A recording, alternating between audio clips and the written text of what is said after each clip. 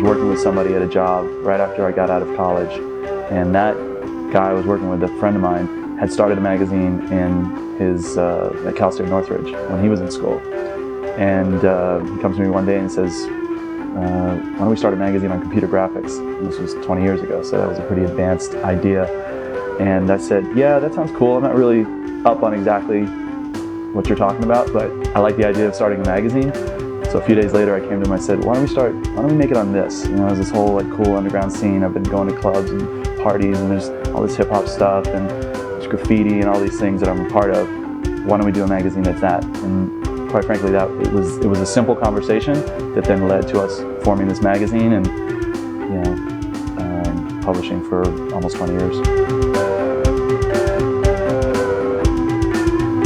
My name is Raymond Rother. I'm the founder and publisher of Herb.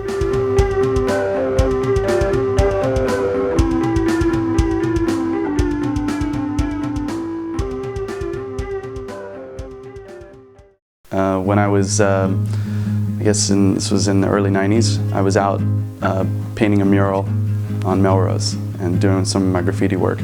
And a friend from high school rides up on his bike, and he's with another friend. And I had wanted a bike for so many years, and every year I had always just decided, can't spend the money, I'm not ready, whatever. And that was it, that was the final straw. He rode up, we talked for a minute, he rode off, I was like, damn. And it's like I went hunting for a bike like that week. It was my next bike that I really started to do adventuring on, going out to PCH and learning where the rock store was for the first time. Because you know, you talk to anybody about riding and they're like, did you go to the rock store? And I'm like, I haven't been to the rock store. So I went to the rock store for the first time.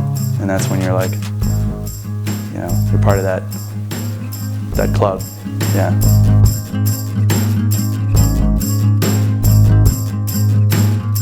There were a couple of points where we wanted to just take off, but we had to kind of like stay as a group. So there's always like, when you're riding, you're always balancing that group versus individualism.